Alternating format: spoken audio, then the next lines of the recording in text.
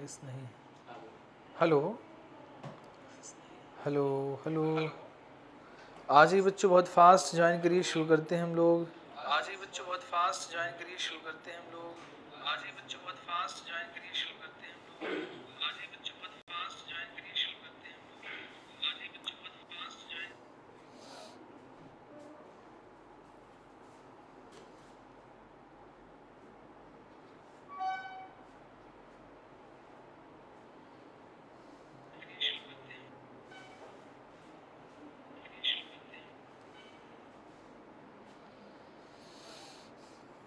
सब गायब हैं, पढ़ाई वढ़ाई में मन नहीं लग रहा है ना। चलिए खैर कोई नहीं। तो हम लोग बच्चों बात करते हैं ट्रांसलेशन की। किसकी बात करते हैं आज हम लोग? ट्रांसलेशन की। तो ट्रांसलेशन का मतलब क्या होता है? जैसा कि हम लोगों को पता है कि ट्रांसलेशन का मतलब होता है बच्चों आरएनए से प्रोटीन का बनना। ठीक, आरएनए से प्रोटीन का बनना कहलाता है ट्रांसलेशन। और ये ट्रांसलेशन जो है, इस पे बच्चों कौन सा एंजाइम होता है?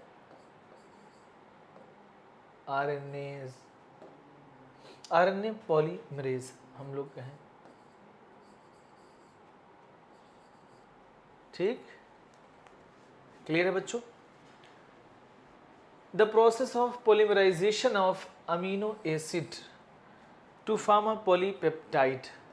क्या बनता है? Polypeptide.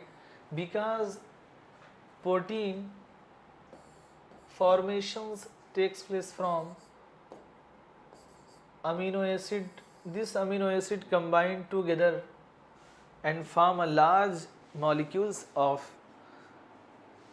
a polypeptide bond, which have a polypeptide bond called protein. Clear? तो यानी जो प्रोटीन है बच्चों, वो अमीनो एसिड के कॉम्बिनेशन से बनती है, जिसमें जो बॉन्ड होता है वो कौन सा बॉन्ड होता है बच्चों? पॉलीपेप्टाइड बॉन्ड कहते हैं। क्लियर? बहुत सारे बच्चे भी गायब हैं।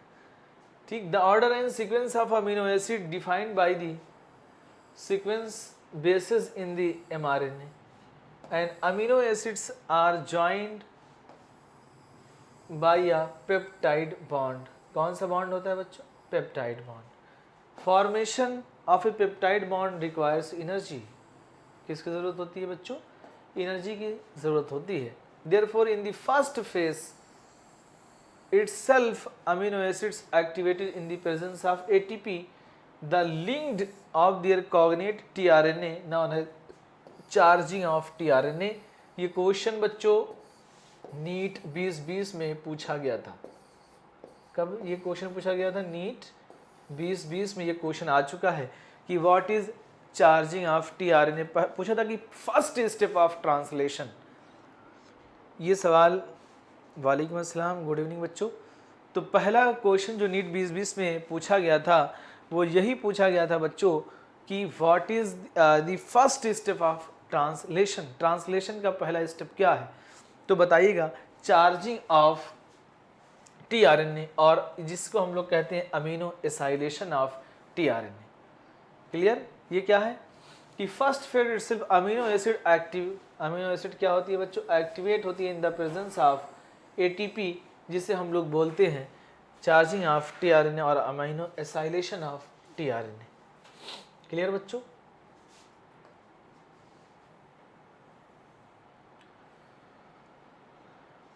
If two such charge tRNA brought close enough the formation of bond between them। इसके बीच में क्या होता है बच्चों? बॉन्ड का फॉर्मेशन होता है। क्लियर? अब अब हम लोग यहाँ पे एक डायग्राम है, इसको देखते हैं और चीज़ों को समझते हैं। बिल्कुल दिमाग लगा के देखिएगा, यहाँ से सवाल पूछे जाएंगे आपसे। अब यहाँ पे देखिए कि the presence of catalyst enhance the rate of peptide bond formation. Catalyst जो होते हैं ये पेप्टाइड बॉन्ड का फॉर्मेशन क्या करते हैं, बढ़ा देते हैं। Cellular factory responsible for synthesising it's ribosome is the ribosome. Ribosome क्या है बच्चों, राइबोसोम जो होता है ये किसका फॉर्मेशन करता है बच्चों, प्रोटीन फैक्ट्री कहा जाता है इसे। क्या कहा जाता है, प्रोटीन फैक्ट्री और प्रोटीन बनाने की मशीन कहा जाता है, ठीक, राइबोसोम को। अब ये जो राइबोसोम होता है इसमें दो यूनिट होती है बच्चों, एक होती है स्मॉल यूनिट, एक होती है लार्ज यूनिट, ठीक। तो ये जो आप देख रहे हैं ये है बच्चों ऊपर वाली जो है ये लार्ज यूनिट है। क्या है ये, लार्ज यूनिट है। और ये जो नीचे वाली आप देख रहे हैं ये क्या है बच्चों, स्मॉल यूनिट है। क्या है, स्मॉल यूनिट है। अब आपको तो पता होगा कि ये जो है दो यूनिट से बने होते हैं, एक होते हैं 70s, एक होते हैं 80s। याद आ रहा है बच्चों, एक 50+30 से बना होता है, एक 40+50 से बना होता है ना। अब ये दोनों आपस में कंबाइंड होते हैं Mg+2 से। याद रखिएगा बच्चों, किस मेटल से पूछा जाए तो बताइएगा आप कि Mg+2 यानी मैग्नीज आयन, मैग्नीशियम आयन से ये आपस में अटैच होते हैं। स्मॉल यूनिट और large unit attach together by magnesium ion. Clear. चलिए अब यहां पे क्या है बच्चों कि टीआरएनए का काम क्या था, आपको हमने बताया था टीआरएनए का फंक्शन ये एडेप्टर की तरह काम करता है। क्या करता है बच्चों, एडेप्टर की तरह काम करता है, एडेप्टर की तरह काम करता है। अमीनो एसिड हम कहें एक्सेप्टर होता है। क्या होता है, अमीनो एसिड एक्सेप्टर होता है टीआरएनए। याद आ रहा है सभी को, है ना। अमीनो एसिड एक्सेप्टर होता है, एडेप्टर की तरह काम करता है। तो इसमें होता क्या है बच्चों, ये एक दूसरे से जो ये अटैचमेंट है इसका, ये किस आयन से है, Mg+2 आयन से होता है। ये बात याद रखिएगा आप। अब यहाँ पे देखिए कह रहा है कि the ribosome consist of structural RNA and about 80 different proteins. कौन सा आरएनए होता है बच्चों, structural RNA and about 80 different proteins. In its inactive state, बहुत important, inactive state it exist as 2 subunit, one is large subunit and other is small subunit. Clear, एक large subunit है बच्चों, एक small सब unit जो हमें clearly दिख रही है। When the small subunit encounters an mRNA, the process of translation of the mRNA to protein begins. आपने पढ़ा था कि अगर यही हम लोग जब प्रोकैरियोट में बात करते हैं तो हम लोग बोलते थे पॉलीसोम। याद आ रहा है बच्चों, single mRNA combined with ribosome, this is called the polysome or polyribosome in the bacteria. कितने लोगों को ये बात याद आ रही है, पॉलीसोम और पॉलीराइबोसोम इन बैक्टीरिया।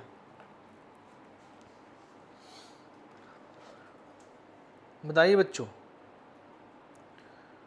समझ में कुछ आ रहा है कि सब ऐसे ही हवा में चल रहा है मामला। बहुत सारे बच्चे गायब हैं और पढ़ाई वढ़ाई में लग रहा है मन नहीं लग रहा है आप लोगों का। बहुत सारे बच्चे जो है इस वक्त एब्सेंट हैं। तो यहाँ पे बात समझ में आ रही बच्चों की नहीं, ठीक। तो process of translation of mRNA to protein, there are 2 sites in the large subunit for subsequent amino acids bind to and thus close enough to each other and formation of the peptide bond.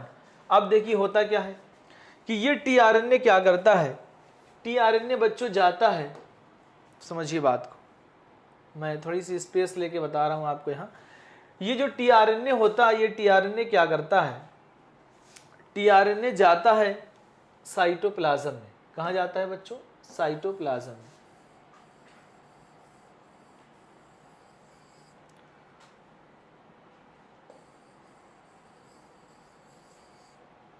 ठीक, अब समझिए,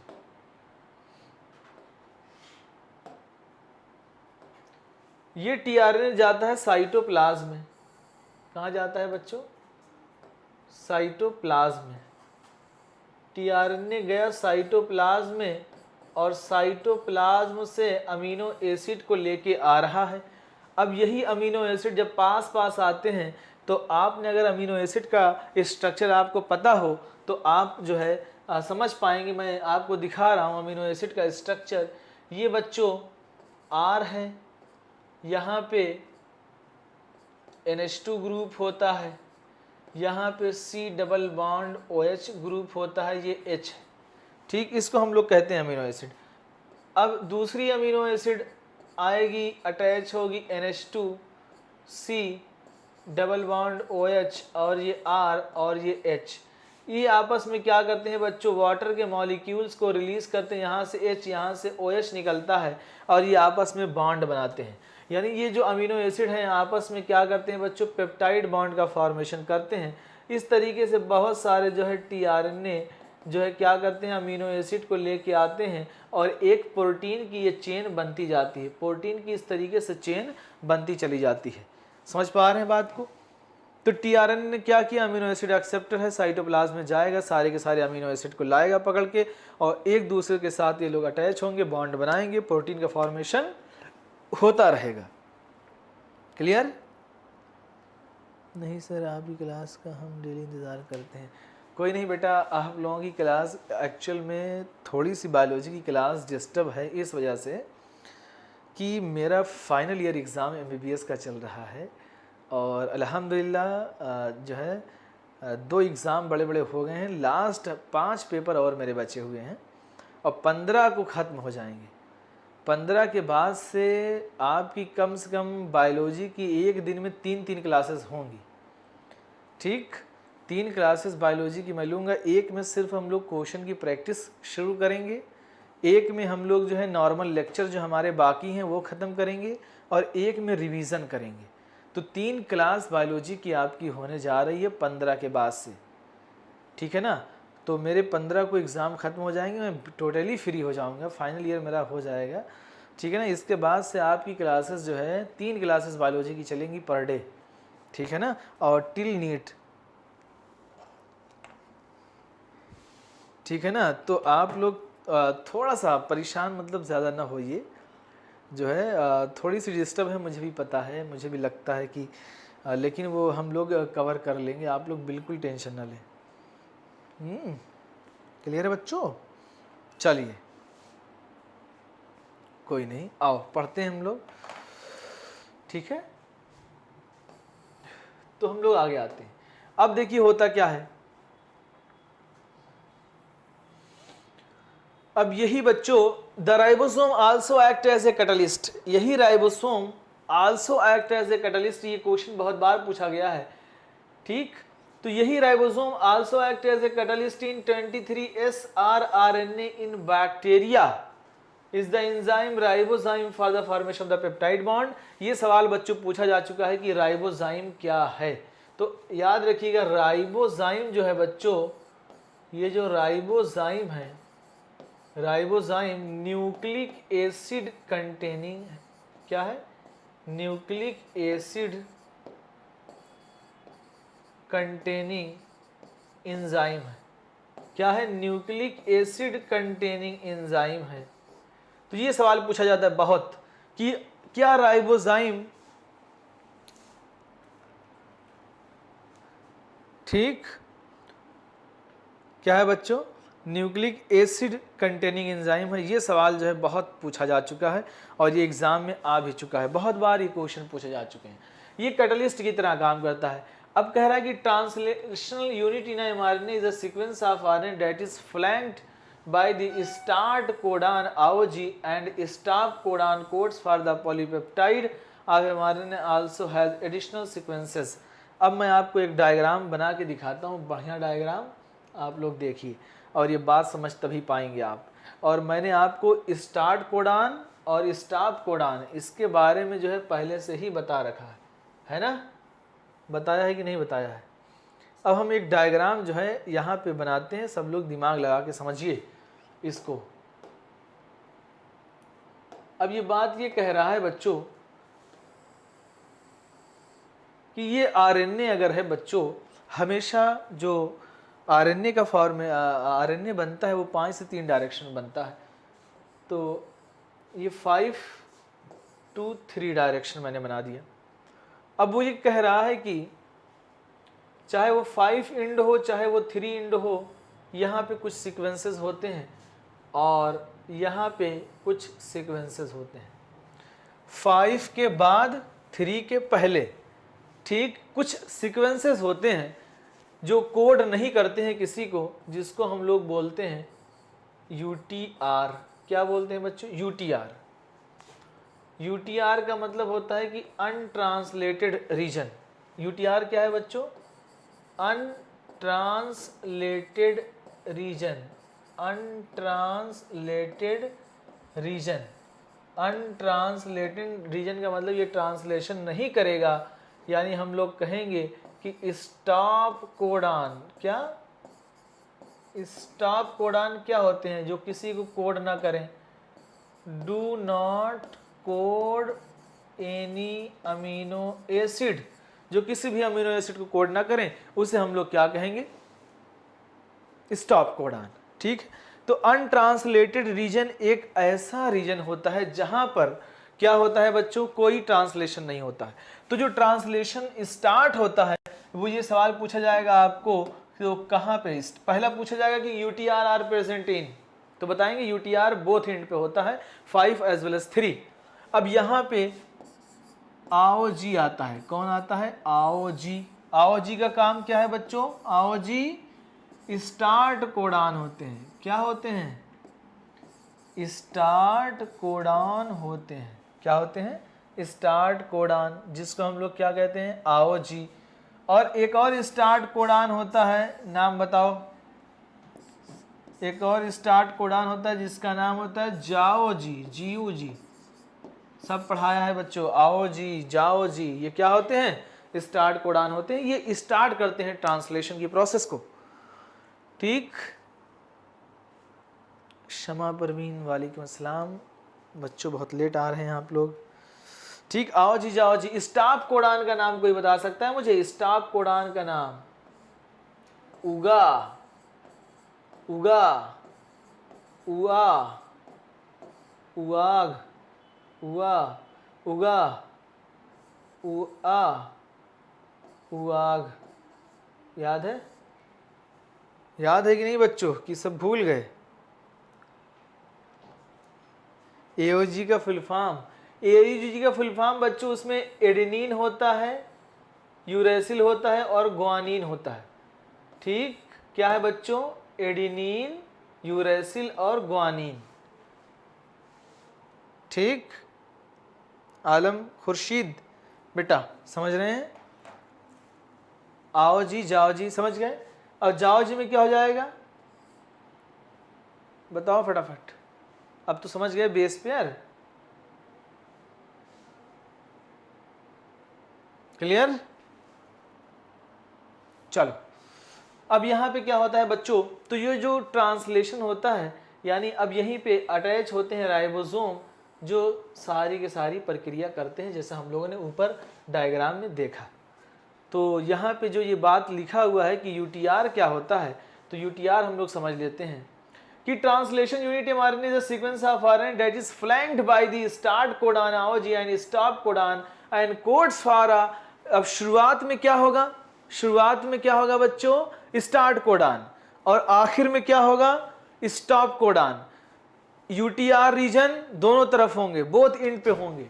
तो यहाँ पे क्या होता है, देखो कह रहा है कि the UTR are present at both end. बढ़िया पॉइंट, कि UTR are present at both end before start codon and 3 end after stop codon and require for efficient translation process. समझ गए? यानी जो UTR है ये दोनों एंड पे होता है, जैसा कि मैंने आपको डायग्राम में दिखाया था। दूसरा मैंने दिखाया आपको कि स्टार्ट कोडान और stop codon.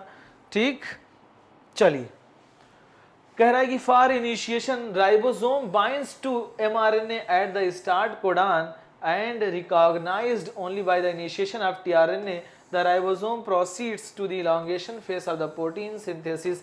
During this stage complex composed of an amino acids are linked to tRNA. ये टीआरएनए क्या करता था, अमीनो एसिड एक्सेप्टर था। ये अमीनो एसिड जाएंगे साइटोप्लाज्म से पकड़ पकड़ के लाएंगे और यहाँ पे कहाँ लाएगा बच्चों, एमआरएनए के अंदर। अब एमआरएनए के अंदर क्या होगा, यानी ट्रांसलेशन की प्रोसेस शुरू होगी, ऊपर ये लोग कंबाइंड होंगे, बॉन्ड बनाएंगे, ठीक है ना। Sequentially binds to the appropriate codon in mRNA by forming complementary base pairs with the tRNA के साथ कॉम्प्लीमेंट्री बेस पेयर बनाते हैं। Ribosome moves from the codon and along with the mRNA amino acids are added one by translation into the concern by DNA and represented by mRNA at the end release of factors bind to the stop codon and termination यानी translation हो जाएगा। पूरी की पूरी आपको chain बन के तैयार हो जाएगी, प्रोटीन की चेन। बात समझ में आई कि नहीं सभी को? सीधा मतलब है कि हम लोगों को बनाना है क्या, प्रोटीन। प्रोटीन कैसे बनेगी, हम लोगों को चाहिए एमआरएनए, टीआरएनए, राइबोसोम। राइबोसोम क्या करता है, प्रोटीन फैक्ट्री जिसे कहा जाता है, प्रोटीन बनाने की मशीन कही जाती है। ये टीआरएनए अमीनो एसिड पकड़ पकड़ लाएंगे, ट्रांसलेशन होगा, ट्रांसलेशन यानी बहुत सारे अमीनो एसिड एक दूसरे से अटैच होंगे, प्रोटीन के जब एक चेन बन जाएगी, हम लोग स्टॉप कोडॉन भेज देंगे, स्टॉप करके नए प्रोटीन की चेन को रिलीज कर दिया जाएगा। क्लियर? सारी बातें यही है, निचोड़ पूरा। चलिए आगे आते हैं। रेगुलेशन ऑफ जीन एक्सप्रेशन तो बच्चों हम लोग पढ़ चुके हैं, ठीक। Regulation of gene expression refer very broad term which में at various level gene expression result in the formation of the polypeptide. It can be regulated at several steps. In eukaryotes transcription level हम लोगों ने पढ़ा था, है ना। Regulation of splicing भी पढ़ लिया था। Transports of mRNA from nucleus to the cytoplasm and translation level, ये सारी चीज़ें हम लोग पढ़ चुके हैं, है ना। इसके बाद बच्चों हम लोगों ने ये भी पढ़ लिया था, कल का लेक्चर लैक ओपेरान का हुआ था। बताइए बच्चों, फटाफट बताइए, लैक ओपेरान भी हम लोग पढ़ चुके हैं, किसी को कोई डाउट?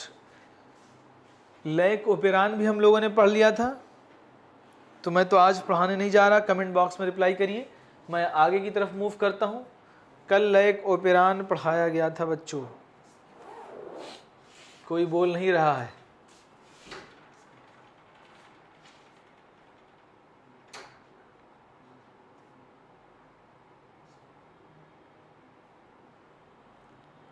जी सर, लेक्चर देखा है ना, तो वो तो हम पढ़ाएंगे नहीं। अब हम लोग जो बात करते हैं ह्यूमन जीनोम प्रोजेक्ट की बात करते हैं बच्चों। ये चैप्टर आज हम लोगों को ख़त्म करना है, ठीक। ह्यूमन जीनोम प्रोजेक्ट एक बढ़िया प्रोजेक्ट था बच्चों, एक मेगा प्रोजेक्ट था अपने ज़माने का, और बहुत ही अच्छा प्रोजेक्ट था जो साइंटिस्टों ने स्टार्ट किया। ह्यूमन जीनोम प्रोजेक्ट बहुत ही बढ़िया टॉपिक है बच्चों, एकदम दिमाग लगा के समझिएगा इसको। ह्यूमन जीनोम प्रोजेक्ट अपने आप में एक मेगा प्रोजेक्ट है, बड़ा प्रोजेक्ट है, जिसने जो है ह्यूमन के जीनोम में कितने बेसेस होते हैं, है ना। हमारा जो डीएनए होता है 2.2 मीटर लॉन्ग होता है, कितने बेस पेयर होते हैं, तो एक एक चीज़ को इसमें डिस्क्राइब किया गया। और ये जो है 13 साल प्रोजेक्ट चला था। कितने साल? 13 साल ये प्रोजेक्ट, इस प्रोजेक्ट पे काम हुआ था और बहुत पैसे खर्च हुए थे। सोचिए, हमारे जो है एक सेल के अंदर स्टडी करने के लिए। आइए देखते हैं। In the preceding sections you have learned that is the sequences bases in DNA that determines the genetic informations of a given organism, है ना। बहुत सारे बेस हैं जो जेनेटिक इन्फॉर्मेशंस को एक्सप्रेस करते हैं पर्टिकुलर ऑर्गेनिज्म की। In other words, genetic makeup of an organism or an individual lies in the DNA sequences. जो भी जेनेटिक जो जीन होते हैं उसके अंदर हमारे फेनोटाइप छुपे हुए होते हैं, यानी जो भी हमारे पेरेंट्स के फेनोटाइप होते हैं, मोस्टली जो जीन्स हैं वो हमारे पेरेंट्स से ट्रांसफ़र होते हैं। थोड़ा बहुत तो इवोल्यूशन हो जाता है कि हम अपने पेरेंट्स से अलग हो जाएं, बाकी सारी की सारी चीज़ें हम कहीं ना कहीं अपने माँ बाप से ही मैच कर रहे होते हैं। ये डीएनए की वजह से होता है। किसकी वजह से बच्चों?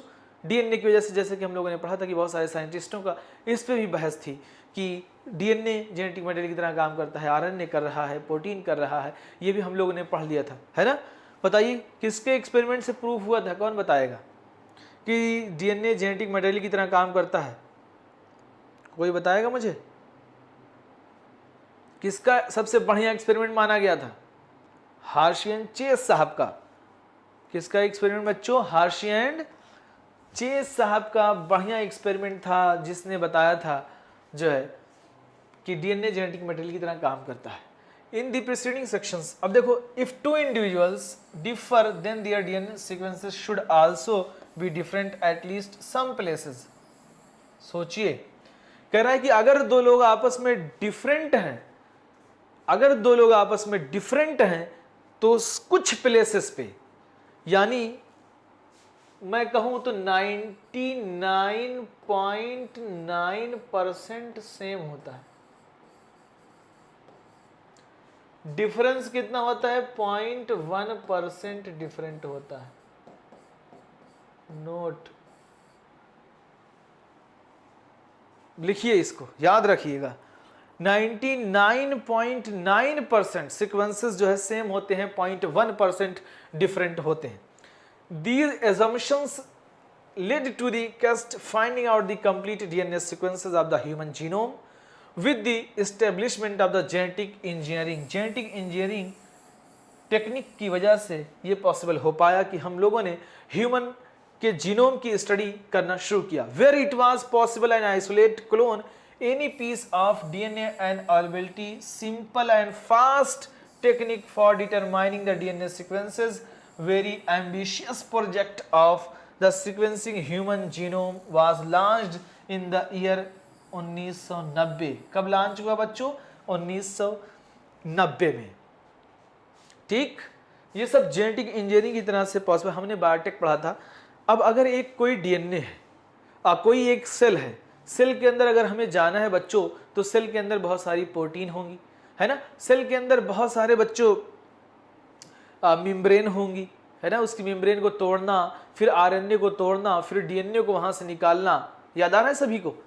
हम लोगों ने किया था। फिर जेल इलेक्ट्रोफोरेसिस से उसकी पीस बनाना, पीस बनाने के बाद उसको तोड़ना, तोड़ने के बाद उसको निकालना, फिर उसकी स्टडी करना। कितने लोगों को ये बात याद आ रही? बायोटेक में पढ़ा था हम लोग। यूज कर रहे थे आरएनएज एंजाइम का, यूज कर रहे थे प्रोटीएजेस का, यूज कर रहे थे हम लोग जो है सेलुलेजेस का यूज कर रहे थे तोड़ने के लिए, फिर कहीं उसको निकालते थे, फिर उसकी स्टडी करते थे हम लोग। याद आ रहा है? तो यहां से इसमें हम लोगों ने वही मेथड अपनाया कि हम लोगों ने डीएनए को निकाला, और ये बहुत ही एम्बिशियस प्रोजेक्ट था। Human genome project was called mega project. क्या कहा जाता है बच्चों इसको? मेगा प्रोजेक्ट कहा जाता है। समझिएगा बात को, called the mega project. You can imagine the magnitude and requirements for the project if we simply define the aims of the project as follows. Human genome is set to approximately 3 × 10⁹ base pair। याद आ रहा है बच्चों सभी? आपने पढ़ा होगा 3.3 × 10⁹ ये haploid content का था। किसका था बच्चों? हैप्लॉइड कंटेंट का। तो 3 × 10⁹ लिख दिया है, कोई उससे बहुत बड़ा फर्क नहीं है। और डिप्लॉइड का क्या था बच्चों? डिप्लॉइड का आपने पढ़ा था, याद आ रहा है? डिप्लॉइड का पढ़ा था 6.6 × 10⁹ बेस पे। याद आ रहा है? Human genome have approximately 3 × 10⁻, approximately का मतलब समझ ही रहे होगे, है ना। And if cost of the sequence required, if the cost of the sequencing required $3 per billion, सोचिए आप, आज कैलकुलेट करिए पैसा, $3 एक बेस पेयर की स्टडी करने के लिए हम लोगों को $3 खर्च करने पड़ते थे। यस, आरी का यूज भी।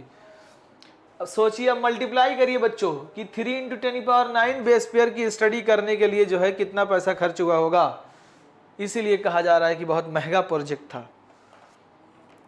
मल्टीप्लाई करके देखिएगा आप लोग, बहुत सारी कंट्रीज भी आई थी इसमें, सपोर्ट की थी। भाई पैसा खर्चा होगा, सपोर्ट करना ही पड़ेगा ना। चलिए, estimated cost in the beginning, total estimated cost of the project would be approximately $9 billion. कितना? $9 बिलियन खर्च करना पड़ा था। अब याद कैसे करोगे? तुम्हें तो चीजें भूल जाती है ना। तो याद देखो, कुछ नहीं, ऐसे करना, हम बता रहे हैं ना याद कैसे करना है, समझ लो।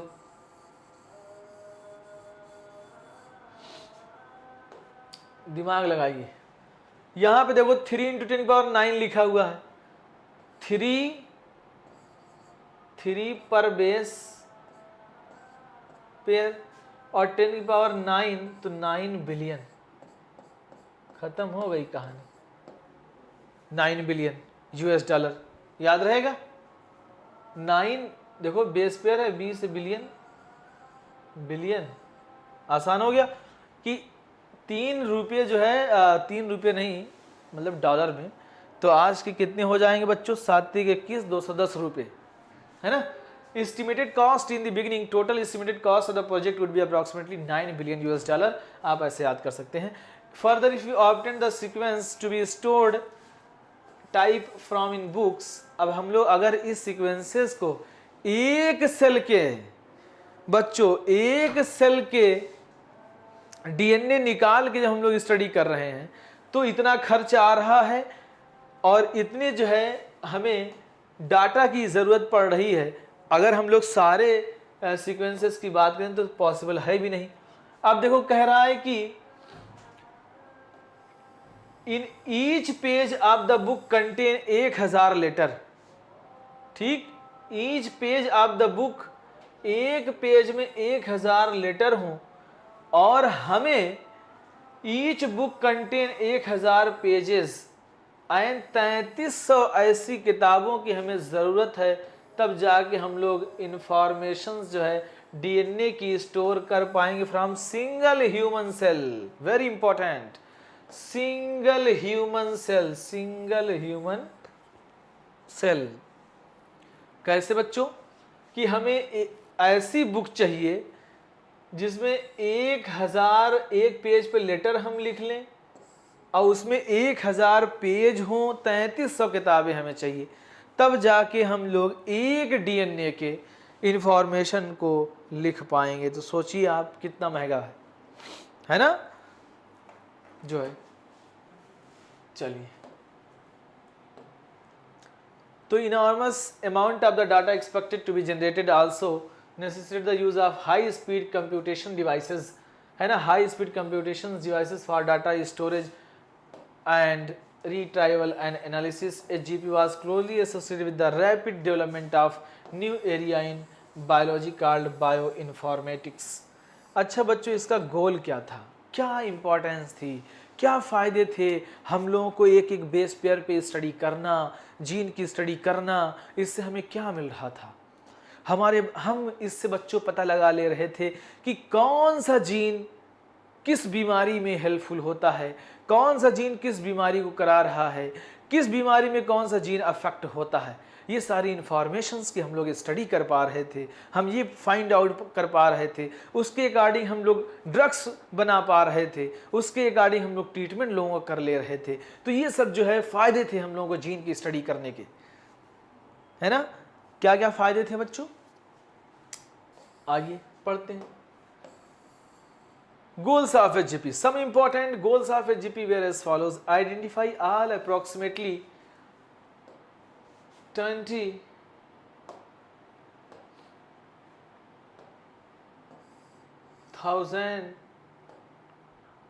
कितना बच्चों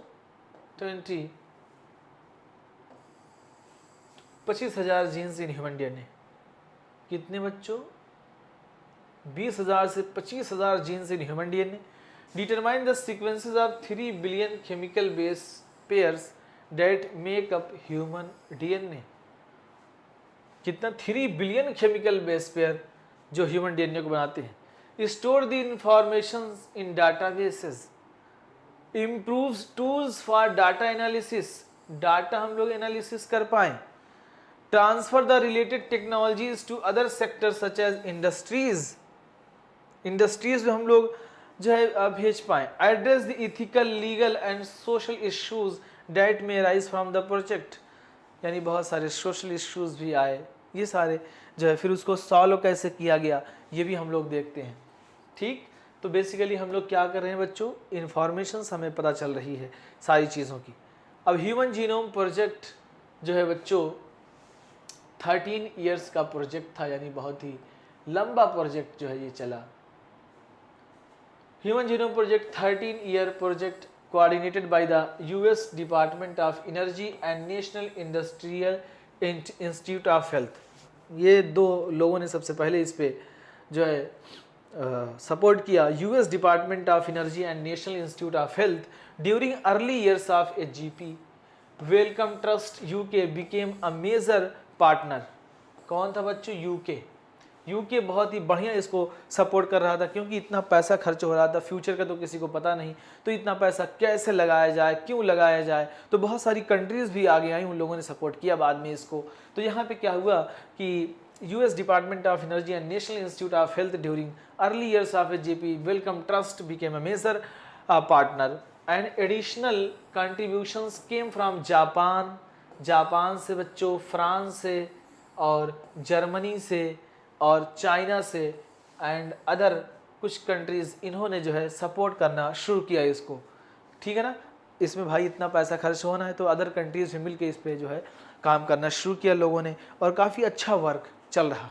ठीक, प्रोजेक्ट वाज कंप्लीटेड इन सन 2002। जाहिर सी बात 1990 में जो है बच्चों ये शुरू हुआ।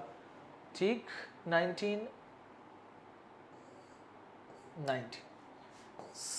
2003 में क्या हुआ, ये कंप्लीट हुआ। तो ये कितना हो गया? 13 इयर्स। इसी वजह से कहा जाता है मेगा प्रोजेक्ट। ठीक है, और 1933 से बहस छिड़ी थी, 1944 तक एक्सपेरिमेंट चला था। कितने लोगों को याद है ये कौन सा एक्सपेरिमेंट था? ये कोई बता दे तो मैं मान जाऊंगा। 11 साल चला था ये, 11 इयर्स।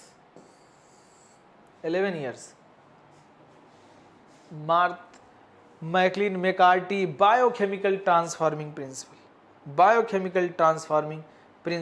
क्या था बच्चों? Biochemical transforming principle. क्लियर? चलिए अब हम लोग आगे आते हैं। अब यहां पे कह रहा है कि project DNA, effect of DNA variation among individual, we no knowledge about the. इससे क्या पता चला हमें? Can lead to revolutionary new ways to diagnose, very important. इससे हमें स्टडी करके क्या फायदा हुआ था कि new ways to diagnose, treat and prevent the thousands of disease from this study. हम लोग बहुत सारी बीमारियां, बहुत सारे जो है कॉज पता चले बीमारियों के, और उस पर कौन सी मेडिसिन बनानी है, हम लोगों ने ये सब बनाना शुरू किया इस प्रोजेक्ट पे स्टडी करके। तो इस प्रोजेक्ट से हमें क्या क्या फायदे हुए आपने देख लिया।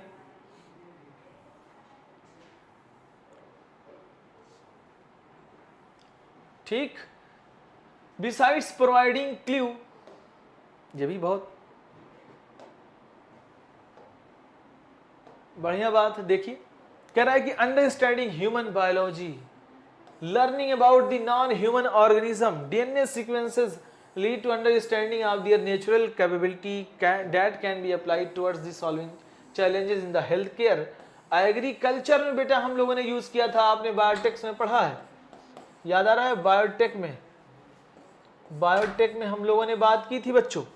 And energy production, environmental remediation, यानी पॉल्यूशन को कैसे खत्म किया जाए, ये सब में इसकी स्टडी करने के बाद हमें पता चला। तो हम लोग बहुत सारे प्लांट के अंदर भी जीन को ट्रांसफर करते हैं। बायोटेक में यही तो किया था हम लोगों ने, cutting, pasting and transfer.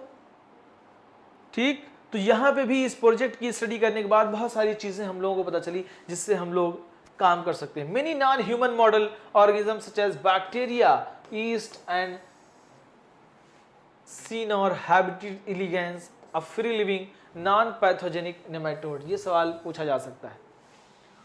सीनोर हैबिटाइटिस elegans free living non pathogenic nematode है। Drosophila fruit fly plants, rice and Arabidopsis have also been sequenced. तो इन लोगों को भी सीक्वेंस किया गया है। कौन कौन से बच्चों? बैक्टीरिया हो गया, ईस्ट हो गया, ठीक, नॉन पैथोजेनिक नेमेटोड हो गया, ड्रोसोफिला हो गया, ठीक है ना, और राइस हो गया। इन सब पे भी स्टडी की गई है। चलिए अब हम लोग पढ़ते हैं methodologies. The The method to measure approaches focused on identifying all the genes that are expressed RNA refers to as RNA expressed tag। ठीक, जो चीज़ें एक्सप्रेस हो रही हैं उसे हम लोग क्या कह रहे हैं बच्चों? Expressed sequences tag. Other took the blind approach of simply sequencing the whole set of genome that contained all the coding and non-coding sequences and later assigning the different regions of the sequences with functions termed as sequence annotation। अब दो चीज़ें हैं यहाँ से, एक होता है क्योंकि हमारा अगर डीएनए है या आरएनए है उसमें ऐसा है कि कुछ कोडिंग सीक्वेंसेस होते हैं, कुछ नॉन कोडिंग सीक्वेंसेस होते हैं, है ना? तो जो नॉन, ऐसा तो है नहीं कि सारे के सारे कोडिंग होंगे, कुछ कोडिंग होते हैं, कुछ नॉन कोडिंग होते हैं। जो एक्सप्रेस कर रहे हैं यानी वो कोडिंग सीक्वेंसेस हैं, जो नहीं एक्सप्रेस कर रहे हैं वो नॉन कोडिंग सीक्वेंसेस होते हैं। ठीक, जो एक जनरेशन में अपने आप को क्या कर रहे हैं, एक्सप्रेस कर रहे हैं, वो कोडिंग सीक्वेंसेस होते हैं, जो नहीं एक्सप्रेस कर रहे हैं वो नॉन कोडिंग सीक्वेंस। ठीक, तो वही कह रहा है कि the other took blind approach of simply sequencing the whole set of genome that contain all the coding and non-coding sequences, different regions in the sequence with functions term referred to as sequence annotation. For sequencing the total DNA from a cell is isolated and converted into random fragments of relative smaller size. Recall क्योंकि DNA बहुत long है तो हम लोग क्या करते हैं, इसको कट करते हैं। Technique limitations is sequencing very long piece of DNA and cloned in a suitable host using a specialized vector. The cloning results into amplification of a piece of fragments that are subsequently could be sequenced with the अब यानी simple बात मैं आपको बताऊं तो ये कहना क्या चाह रहा है, ये यही कह रहा है कि हमने क्या किया, एक डीएनए को निकाला, निकालने के बाद हमने उसको जेल इलेक्ट्रोफोरेसिस टेक्निक में जो है यूज़ किया, उसमें हम लोगों ने कट किया आरईएस यानी रिस्ट्रिक्शन एंजाइम से। कट करने के बाद उसके फ्रेगमेंट्स अलग किए, क्योंकि एक लंबा सीक्वेंसेस होता है डीएनए जिसकी स्टडी करना बहुत मुश्किल होता है, तो हम लोग पार्ट में स्टडी कर दें, बाद में सबको ऐड कर दें। तो पार्ट में स्टडी उसकी करके हम लोगों ने क्या किया, फ्रेगमेंट्स बना लिया। फ्रेगमेंट्स बनाने के बाद उसको रिमूव किया, रिमूव करने के बाद उसको हम लोग ट्रांसफ़र किया यानी क्लोनिंग की, वेक्टर्स बनाए, उसकी हज़ारों कॉपीज़ बनाई, है ना। उसके बाद उसको हम लोग बैक्टीरिया के अंदर ट्रांसफ़र कर सकते हैं, हम लोग ईस्ट के अंदर ट्रांसफ़र कर सकते हैं, हम लोग जो है किसी प्लांट के अंदर ट्रांसफ़र कर सकते हैं। तो ये मेथड ये कह रहा है कि हम लोग उसको यूज़ कर सकते हैं, एज अ डिफेंस मैकेनिज्म में भी यूज़ कर सकते हैं। तो कह रहा है could be sequenced with each commonly used host vector bacteria yeast. कह रहा है क्या क्या होस्ट आप यूज़ कर सकते हैं, bacteria and yeast, and vectors we are called the bacterial artificial chromosome and yeast artificial chromosome। ठीक, fragments were sequenced using automated DNA sequences that worked on the principles of method developed Frederick Sanger. अब Frederick Sanger साहब ने क्या किया था, Frederick Sanger साहब ने जो है प्रोटीन यानी अमीनो एसिड के सीक्वेंस पे की बात की थी। कहा कि fragments we are using automated DNA sequences, principles of method developed Friedrich Sanger. Sanger is also credited for developing method of determination of the amino acid sequences in protein। इन्होंने किसको, अमीनो एसिड के sequence को जो है किया था। Protein से बने होते हैं क्या, अमीनो एसिड सारे मिलते हैं, प्रोटीन बनता है। तो अब सैंगर साहब ने किस पे स्टडी की थी बच्चों, अमीनो एसिड के सीक्वेंस को आइडेंटिफाई किया था प्रोटीन के अंदर। These sequences were then arranged based on some overlapping region present in them. This requires generation of the overlapping fragments for sequencing. Alignments of these sequences was humanly not possible। ठीक, alignments of those sequence was humanly यानी human के बस की बात नहीं है कि वो सारे सीक्वेंसेस को लिखा पढ़ी करे और अच्छे से करे। ये एक कंप्यूटर डाटाबेसेस होना चाहिए, तभी हम लोग जो है इतनी सारी चीज़ें कर पाएंगे। ठीक, ह्यूमन के बस में नहीं है। Therefore, the special computer-based programs were developed. These sequences were subsequently annotated and were assigned to each chromosome। The sequence of chromosome 1 was completed in May सन 2006। ऐसा क्यों था बच्चों? क्रोमोसोम 1 पे जो स्टडी हुई है वो लेट हुई है। वो जो कंप्लीट हुआ है वो जो है सन 2006 में हुआ है, जबकि सन 2003 में प्रोजेक्ट कंप्लीट हो गया। अब इसको टाइम क्यों लगा? क्योंकि ये लार्जेस्ट होता है, सबसे बड़ा होता है, सबसे बड़ा जो होता है क्रोमोसोम 1 होता है, ठीक है ना। इस वजह से इस पे जो है ज़्यादा समय लग गया। This was last of the 24 chromosome. ठीक, अब ये 24 कैसे कह रहा है, ये भी समझिए बात को, नहीं तो कहेंगे कि बिल्कुल समझ नहीं आया है। अब देखो ये कैसे कह रहा है ये बात, ठीक।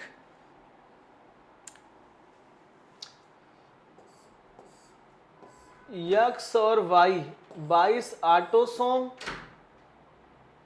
ठीक, 23 24, एक ये 22 एक 23 23 एक 24। तो वो कह रहा है कि फर्स्ट वाला जो था, क्योंकि फर्स्ट सेकेंड थर्ड 4 5 6 7 8 ऐसे ऐसे करते करते कहाँ आ गया बच्चों? 22 पे आया। तो क्रोमोसोम 1 जो होता है ये सबसे बड़ा होता है। अगर आप कार्योटाइप इसका देखें तो ये सबसे बड़ा होता है। सबसे छोटा कौन होता है बच्चों? लास्ट वाला होता है, ठीक। कभी भी अगर देखेंगे आप तो यानी क्रोमोसोम 1 जो है बहुत लॉन्ग था, तो इसका सन 2006 में कंप्लीट हुआ, ठीक है ना। This was last of the 24 human chromosome, 22 autosomes and x और वाई टू बी सीक्वेंस्ड, इसको भी सीक्वेंस किया गया। And another challenging task was assigning of the genetic and physical maps on the genome. This was generated using the informations on the polymorphism of restriction endonuclease recognition sites and some repetitive DNA sequences known as microsatellites. One of the applications of the polymorphism of the repetitive DNA sequence shall be explained. अब ये microsatellite क्या है बच्चों, इसको हम जो है आपको बताएंगे कल, इसका डिटेल हम लोग पढ़ेंगे। माइक्रो सैटेलाइट क्या है, ठीक, माइक्रो सैटेलाइट क्या है हम इसको कल पढ़ाएंगे आपको। लेकिन अभी क्लास हो गई आपकी, भागना नहीं है। अब salient features of human genome, human genome के कुछ फीचर्स हम लोगों को याद करने हैं जो बहुत ही ज़्यादा पूछे जाते हैं, तो इसको याद करना बहुत ज़रूरी है। कहाँ चले गए?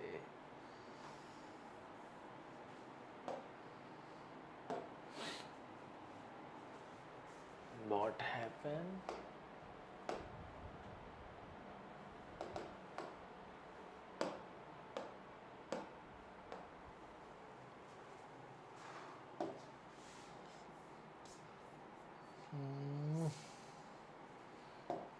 बड़ा मसला है इसमें। नलिन, नौरतन, ये देखो क्या हो गया, इसको सही करो फटाफट। यहाँ से काटना नहीं है अभी।